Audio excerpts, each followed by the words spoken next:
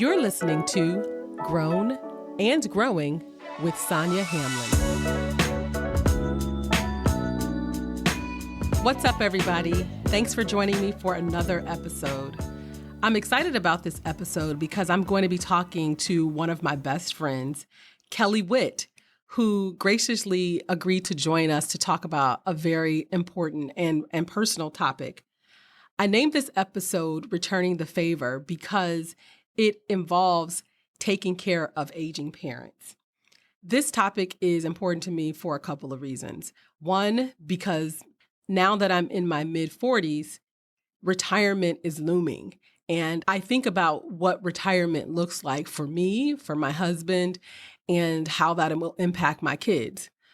It is something that is approaching sometimes a little too quickly for me. The second reason this is important is because I think about my own parents who are aging. And right now, although my dad has some health issues and my mom is fairly healthy, they're both relatively independent or they have the support that they need. And so it is not an issue. But I know as they continue to age that at some point, taking care of them will be an issue that my sisters and I will have to deal with. When you think about caring for aging families in the Black community, typically that responsibility falls on adult children or other family members. And as much as that is rooted in love and respect for elders, it is also done out of necessity. In Indian and Asian cultures, there's also that expectation of children taking care of their parents when their parents grow older. Living in the United States makes that task very difficult. We are just not a society that is set up to care for families, right? So there's no support for mothers when they need to take off to have babies. And there's also less support for family members who need to take off to take care of the elderly. The capitalist society that we live in just doesn't support that kind of lifestyle. I wanted to share this story of my friend who is in the process of taking care of her elderly mom who has a serious health condition in hopes that we will all learn something from it that we can apply to our own lives. So let's get into it. All right, guys, I am here with my good friend, Kelli Witt. She was gracious enough to join me today to talk about a very difficult topic. We are talking about taking care of parents when they are in their later ages. And we're not talking about what you should or should not do. This is more from the personal side of things. So how does one individual cope with taking care of their parents and taking care of their own family? So I have Kelli here. She has graciously come on the podcast to share her story. And I think it's something that everybody can learn from. So let me tell you a little bit about Kelli. We go way back, all the way back to high school, actually, but we really weren't friends until college. We didn't become close until we got to Morgan, and we've been connected all of these years later. So we're both native Clevelanders, and we both live in the DMV now. She is married with 3 kids. She works for the federal government, and she is my silliest, most go with the flow friend. And all of those things make her perfect for this kind of conversation. So thank you, Kelli, for coming. Absolutely. My pleasure, Sonia. All right. So let me break the ice by asking the first question, which is, what circumstances led to you taking care of your mom? Tell us a little bit about that situation in your family dynamic. Okay. So my father passed away in 2011. And my mom went through about a year of grieving, like heavy grieving, where she didn't leave the house, wasn't eating. And she came out of that about a year later and seemed to be living her best life. She found a new friend and they were traveling. But I think that year of grief and just the shock of him passing triggered perhaps triggered Alzheimer's and dementia. How long were your parents married? Since 77. 77. Whatever So a that long time. whatever that is. 32 years. So 33 years. So so we noticed, well, she'd been taking, I knew that she had high blood pressure since she was 29. She told me I'd been on medication since I was 29 for high blood pressure.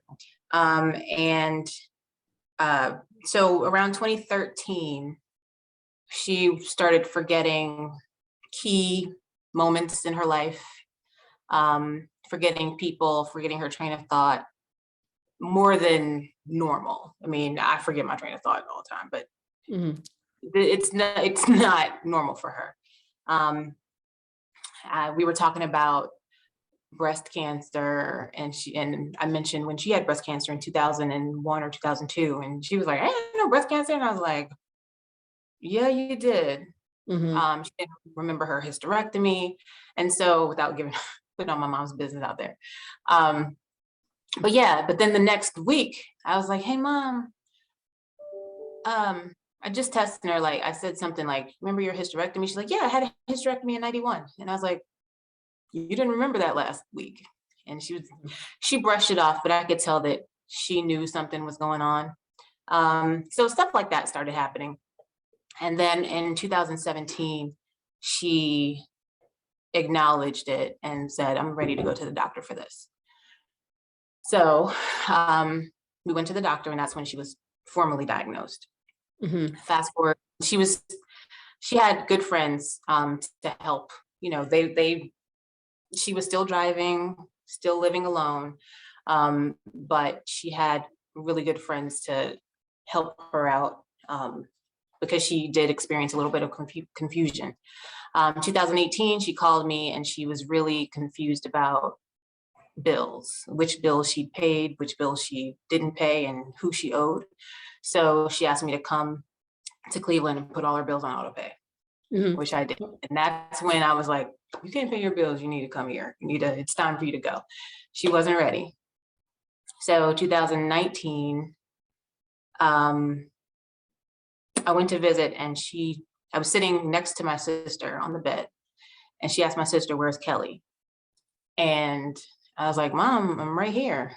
And she looked at me, she was like, "No, my Kelly," because my sister-in-law's name is Kelly. And that's when we knew, okay. And so we took her back with us. Okay. So we're going to explain a little bit about your family dynamics. So like I said in the beginning, you live here in DC, in the DC area in Maryland.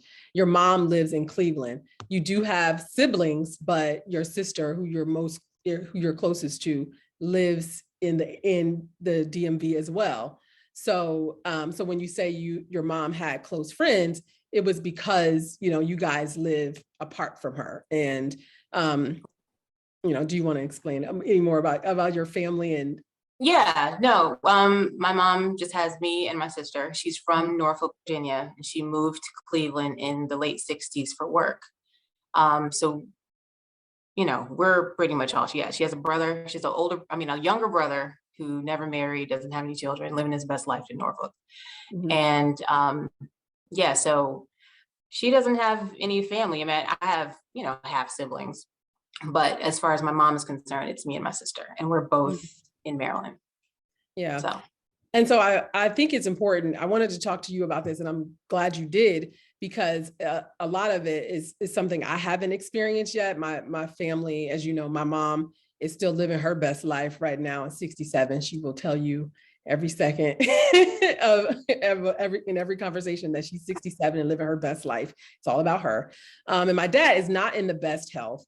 But he's retired. He has he's living with his wife, and he has my sisters there to support him. So it's something that is not foreign to me in the same way that it's foreign to me in the way that, your situation is set up. But I do still worry about my family and like, what's going to happen? How will the dynamics change if something happened to our parents? So when your mom, was still healthy and she was younger, did you guys ever discuss like what would happen if she couldn't take care of herself? Did you guys talk about it? Only in the sense that, she didn't want to be a burden to us and, put me in a home. But like that was the extent of it. It was like, oh, mom, and we never talked about what home, what city, because Keelan, my sister and I have lived here since, we went to college in this area. So we've been here a long time. And we never talked about who's paying for it. Do you have insurance? What city do you want to, retire long term in? Like, we never talked about it. And I wish we had. Yeah. And your situation, and just having my mom be older, I have tried to ask her like, hey mom, so what do you want to do? And she's the same way. She's like, I don't want to be a burden. Don't worry about it. I got it. I'm like, mom, do you have insurance? Do you have any money? Right. I try to ask my mom delicately because she's a strong personality. And so she's like, I got this. Don't worry about it. And I think that's just, them being parents and having taken care of us for many years and raised us. It's like, who are y'all? Like, you the child, I'm the parent. I got this. Know that I got this, and that's it. Mm-hmm. But unfortunately, yeah, I haven't had any real success talking to my mom. And I try to talk to my sisters about it, and they don't really want to. It can be kind of a Debbie Downer situation to bring that up. So you mentioned lots of signs that it was time for her to move down here with you. What was to you sitting on the bed and her not recognizing you, that was the breaking point for you in terms of you need to come down here, because she had resisted for a long time. So what did that involve? What steps did it take? So it's one thing to live in the same city with your parents and have them move in with you and they're familiar, but moving your mom down here to Maryland, and that's a whole other set of logistics, and she is obviously not in the best health. So how did you go about making that move? What was involved with finding new doctors down here? All of her doctors are in Cleveland. How did you navigate that, and how did you know what to do? Well, we put her in the car and packed up her things and just went to Cleveland. We had been asking her for years, like, hey, you have grandchildren here. There's no family in Cleveland. Come here with us so you can, I'm like, we've been paying for daycare for 20 years, please. Here's ain't trying to hear that. Yeah, she was like, I'm not gonna come be your live-in babysitter. So I was okay, that's not the angle. So we just asked, well, come and you can see them in their sports games and their recitals and all that stuff. But she said, I've been living in Cleveland for 50 years and this is my home, and I come, it doesn't cost that much money to fly and see you. Mm-hmm. So, okay, fine. So we wanted to avoid having to yank her here, before she was able to enjoy and be independent, but that didn't happen. So we were like, well, what should we do with the house? So I couldn't think about that. I just needed to get her here. So, because I would worry about her, I'd call her and she'd say, oh, Cleveland weather is awful, in the winter. I haven't been outside in a week. And I'm thinking, okay, the last time I was there, everything in the refrigerator was old. And I know she's not going to the grocery store the way she, had been. So let me just get her body here and I'll worry about her house later. So that's what we did. Got her here and I transferred. She's beholden to Cleveland Clinic. She thinks it's the best. There's nothing better than Cleveland Clinic. That was another reason she couldn't come here. Oh, I'm not leaving Cleveland Clinic. So she was pretty much at the point where she didn't have a choice and kind of understood that it's time for me to let my daughters think for me and they know what's best. And she trusted us. So switched her from Cleveland Clinic to GW hospital doctors. Mm-hmm. And about a year into her living here, we sold the house. Before that, we had been going back and forth and emptying things out. I had people come and we sold a lot of her things. So it's a lot. I would encourage, what I plan to do is downsize before my children have to do it for me. Mm-hmm. But yeah, it was 30 something years of stuff in that house. Right. So Yeah. It's yeah, the house you grew up in. Yeah.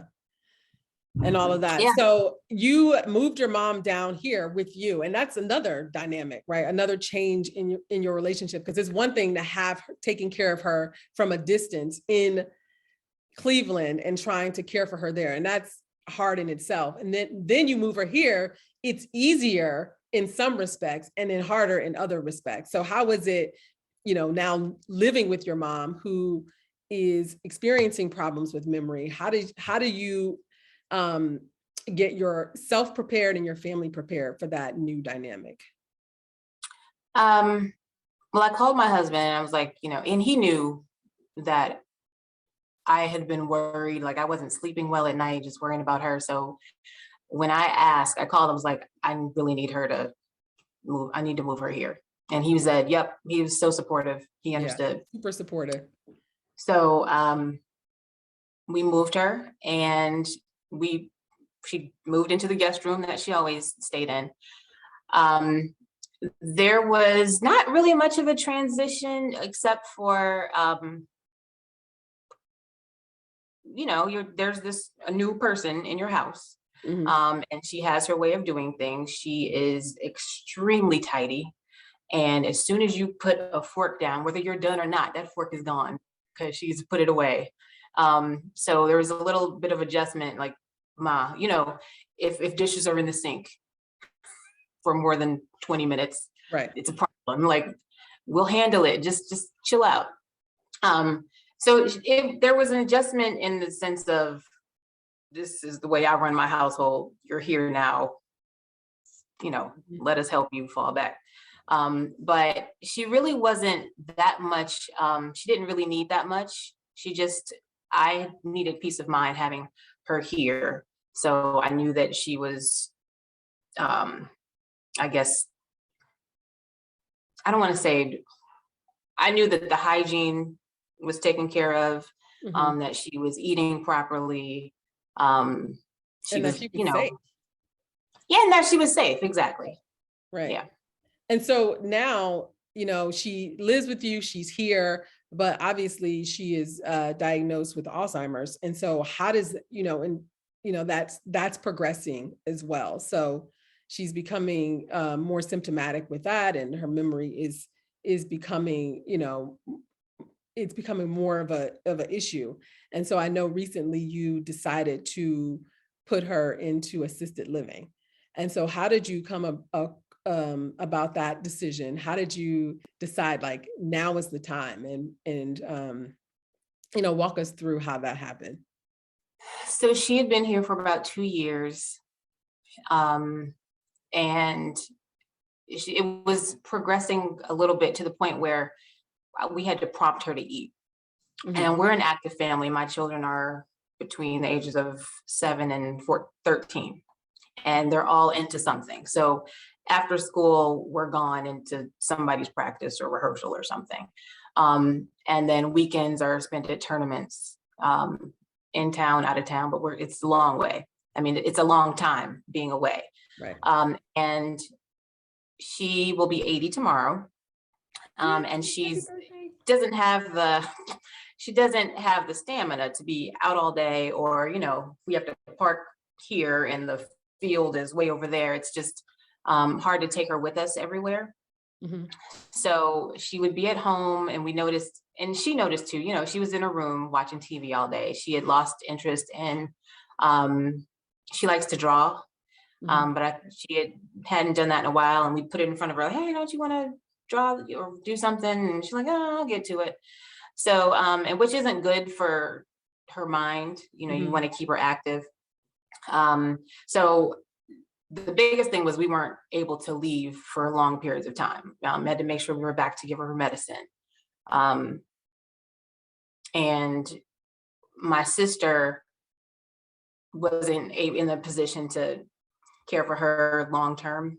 Mm-hmm. I mean, she would pitch in, if we needed to go out of town, she could go to my sister's, but it couldn't happen, every other day. And especially with her living about an hour from here.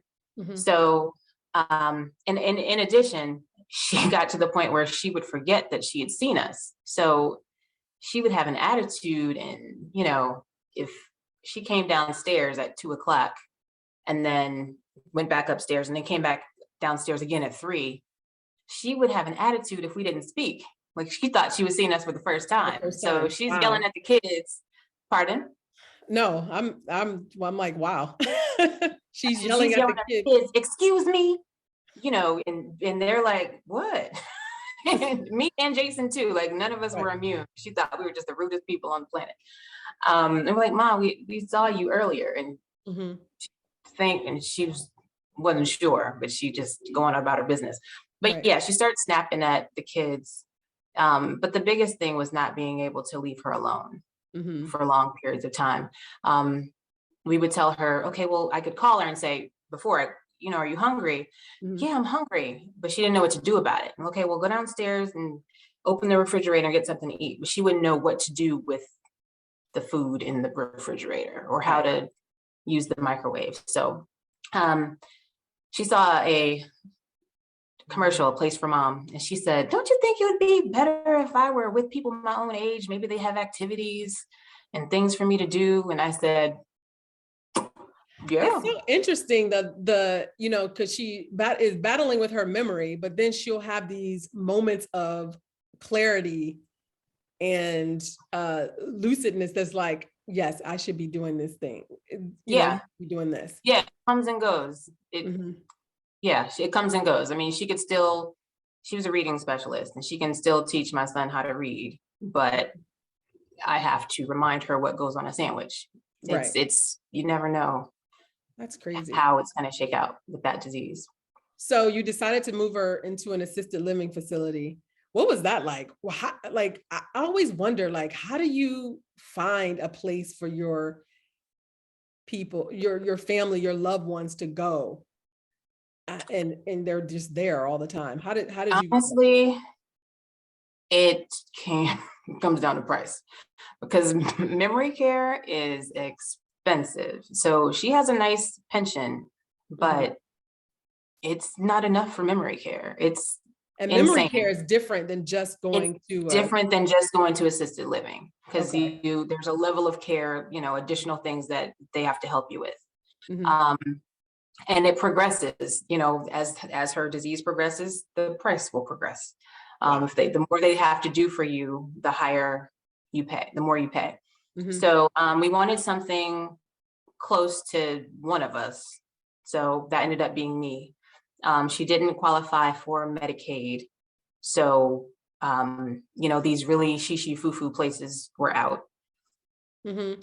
So I You did didn't find a qualify place. for Medicare No, or Medicaid. Medicaid. Okay. See, I don't even know Medicare the difference. is, Even though I work in healthcare, I do know Medicare is for older people, but I thought Medicaid was for kids, but Medicaid is for kids and for older adults. Medicaid is for anyone who is below a certain Income. threshold of Okay. income. Yeah. Okay. So you work and work and work. You can't afford anyway. So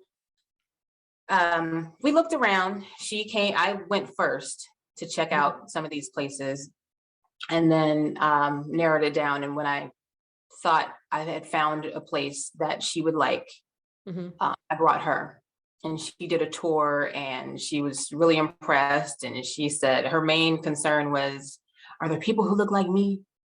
And that was her main concern, That that means. and do they have cute boys? Like, Wait, she said, do Mom, they have cute boys? that's what she asked the marketing rep. Cookie? Miss Cookie? Yeah. So so we found a place, we narrowed it down. It was really based on cost. What can Mhm. we afford? And so, it takes a bit of supplementing, but it was what was best for her and our family together. So we didn't have to, she didn't want to be in the way. She would always think she was in the way. So she was really concerned about that. That was part of the reason she stayed in her room all the time. I don't want to be in the way. Mom, you're not in the way. You're a part of, our household. You're part of our family. But we're really active. I don't know. I don't want to say it's more difficult when you have children, school age kids, because they help, but we're just not able to be home all day to care for her.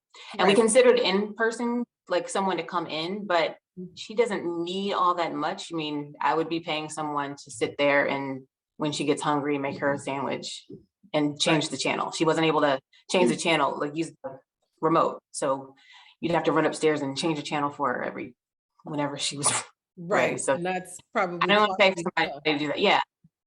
It's interesting because you mentioned your kids and your family. I mean, they call it the sandwich generation for a reason, because you are in the middle of taking care of your kids who are not able to kids and not able to take care of themselves. They're not adults, they're kids that need care. And then you're also in this position of taking care of your parents who can't take care of themselves. And I feel like there's an added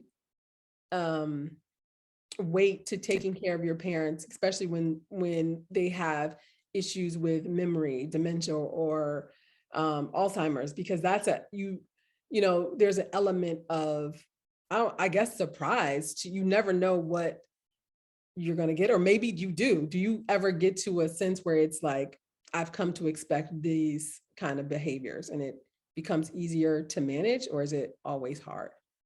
You were frozen for a minute. I missed most of that. Oh, I'm sorry. It's okay. I said, do you ever get to a point? I imagine. Wait, did you hear the part about sandwich generation? That's where you went. Yeah, I heard that and then nothing else. Okay, I'll repeat that part because I'm gonna cut this out. So we are part of a sandwich generation where you are taking care of your kids, but also taking care of your parents, and you're kind of in the middle of these two people or two groups of people who need you. But I feel like there's an added weight to taking care of someone with dementia or Alzheimer's, like your mom, because they can't, memory is an added weight. And so do you ever, I feel like it will always be something new, or it would always be like, you never know what you're gonna get or what to expect.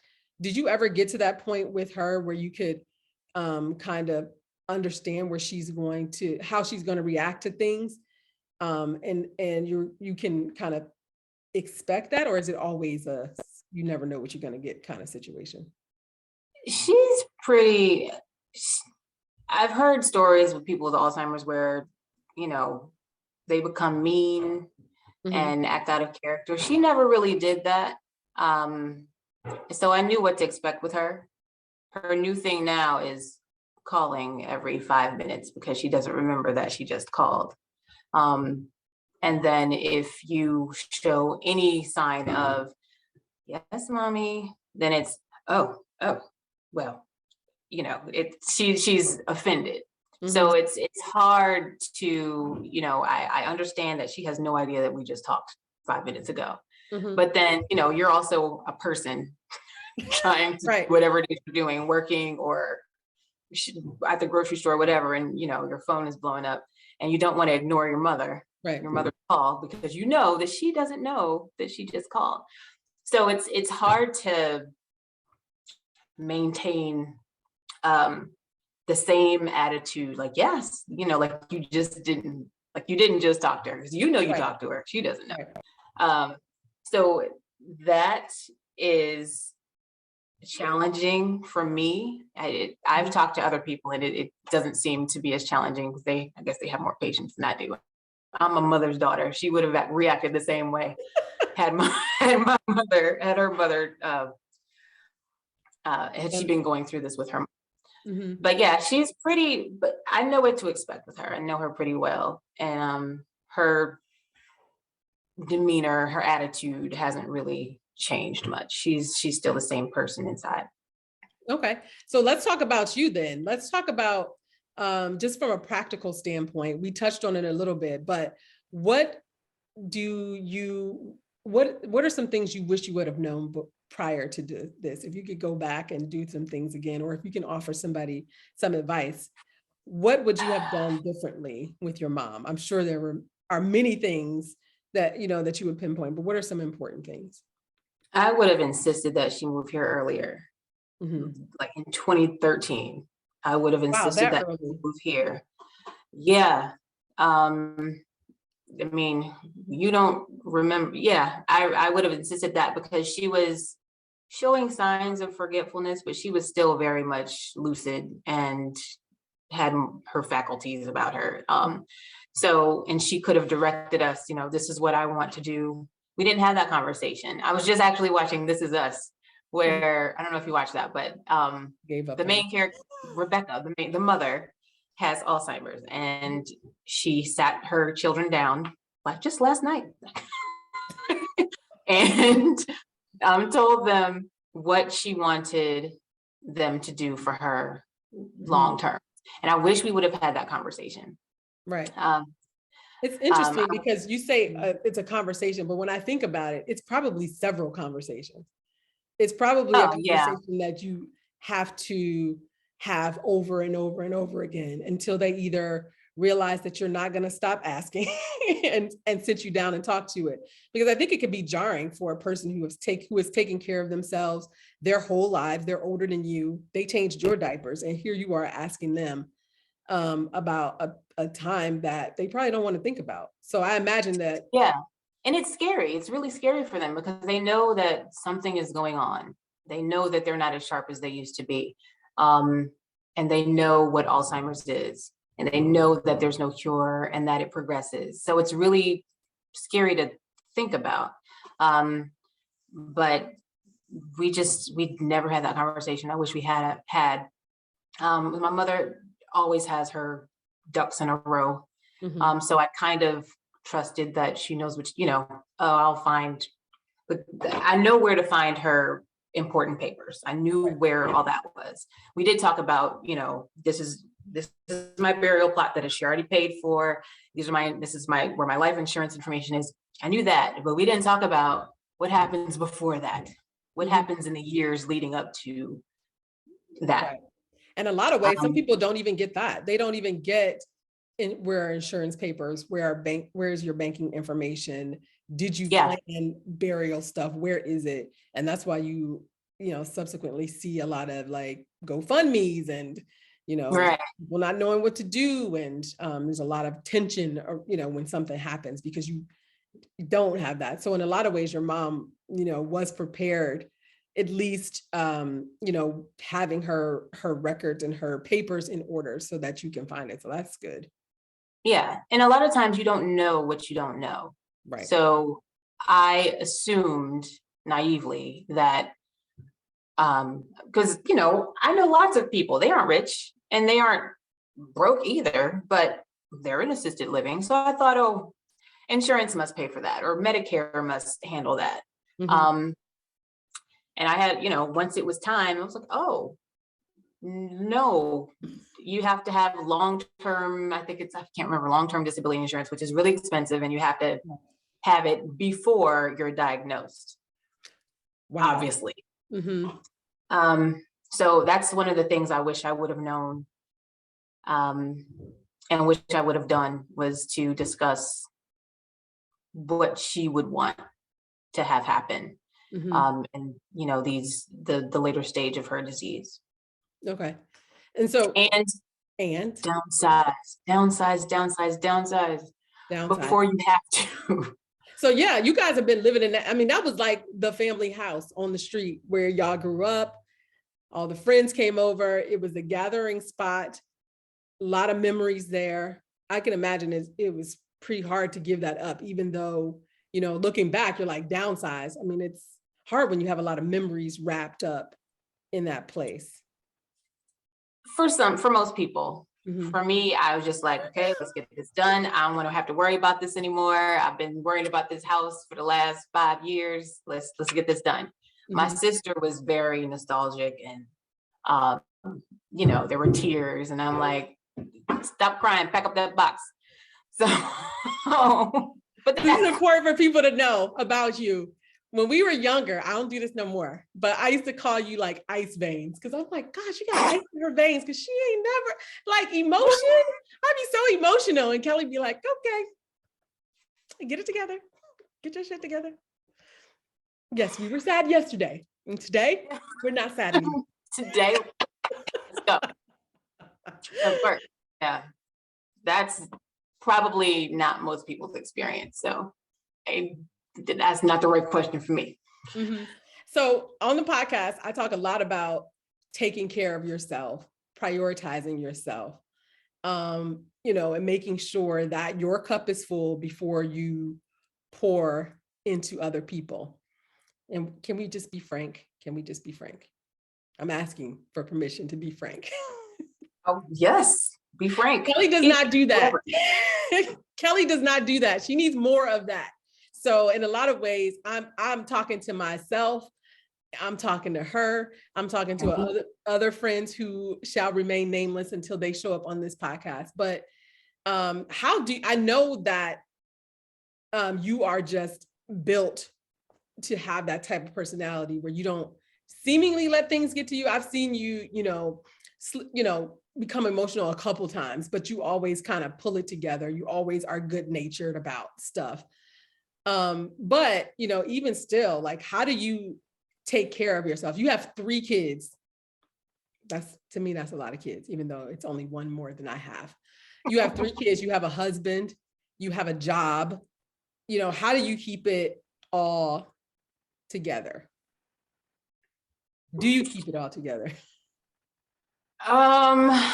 Slowly cracking on the inside, Sonia. I'm not, I'm joking. How do I keep it together? I mean, every now and then I need a good girls' night. Mm-hmm. And that does me good.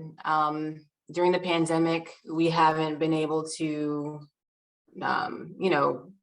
we've been doing Zoom church, which at first I was like, yes, but now I'm ready to get back into an actual worship, like sanctuary and purge.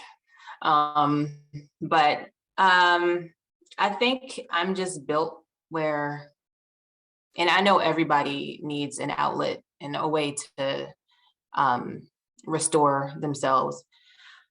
I don't know. I think I just have a really good support system, and my friends, you guys, I mean, I lean on you a lot, and my husband is just more than I could have asked for. So he takes a lot of, I mean, they're his kids and we're, he's a part of this household, but as far as husbands go and, pulling their weight, he does far more than I think most do. Right. So I don't feel like I have the weight of the world on my shoulders. He knew that, okay, Kelly's mom is here. She's probably going to be focusing on that. So he picked up the slack and he was the shuttle for a long time. I mean, I like being the shuttle. I like taking the kids to practice and where they need to go. What else you gonna do with that minivan? You gotta I gave that up. Thank you very much. All right, that's right. My bad. That was a past life. This is new Kelly. SUV Kelly. Exactly.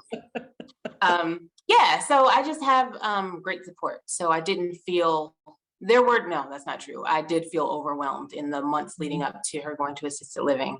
I definitely felt overwhelmed, but it's been a little easier with her being there. She's 20 minutes away. I can pop in whenever she needs me, or whenever, I know she's tired of being in that building and seeing the same folk every day. So it hasn't been, not that I haven't needed to restore myself, right, or take care of myself. I get my nails done, I get my hair done. You can't tell today, but I get my hair done. And I have try to get out every now and then. Okay, cool. So a lot of times friends and family, they want to support you, like they see what you're going through, but you don't really know how. Like what kind of help would you have found valuable during this time? Like, what do You you know, feel about with this particular disease, it's hard to accept. And we great family, like my cousins all understood what I was going through or what she's going through. And excuse me, and offered to help, oh, I can come and, you guys want to go out of town but it's when you have Alzheimer's, you don't want, even if you don't have Alzheimer's, you don't want people that you see once every family reunion or, especially with her, she doesn't remember most people.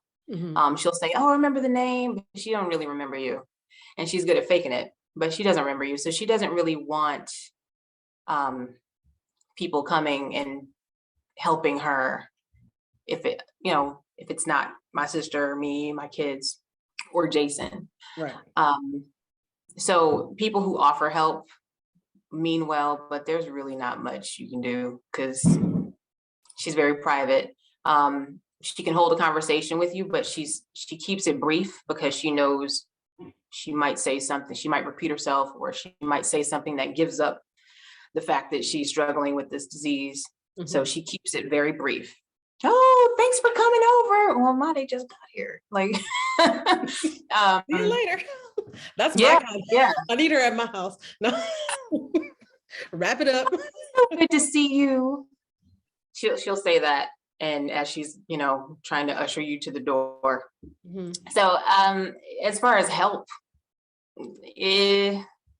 no, because she wouldn't want you to take her to the doctor because that's none of your business. She wouldn't. I mean, as maybe sitting with her and just like shooting a breeze because we're working, kids are at school, and she's kind of just there watching TV. So that would probably be the best thing anyone could do. And what about you?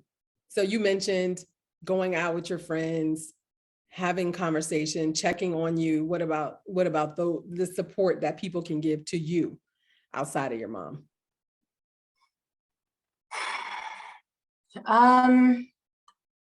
It was helpful actually. Not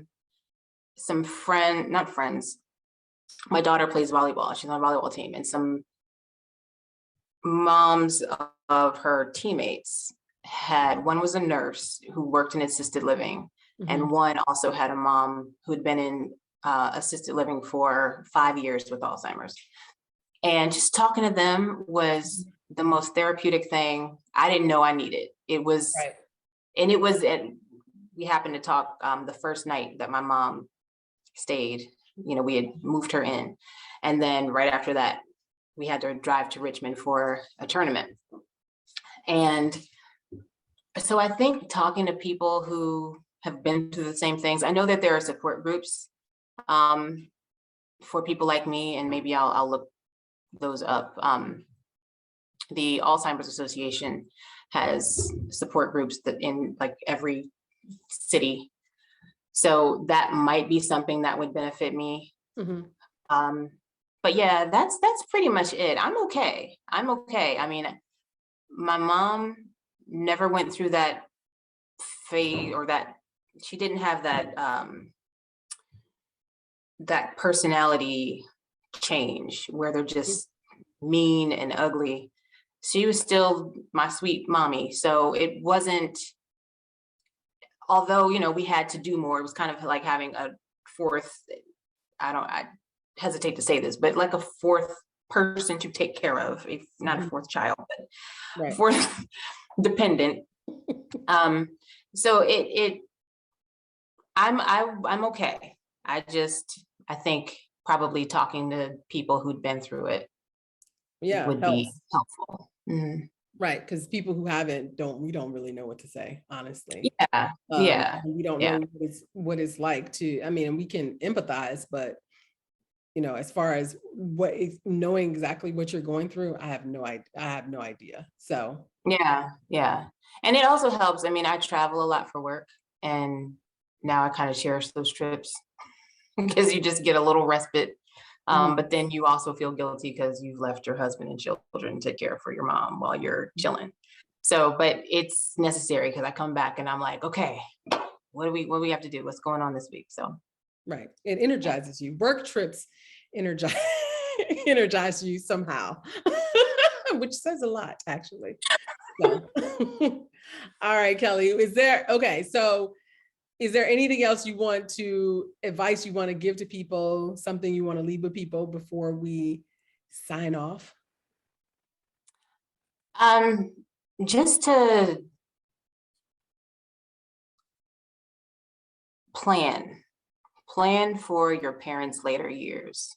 Mm-hmm. If they don't want to talk about it, you got to come back and try to not force the issue, but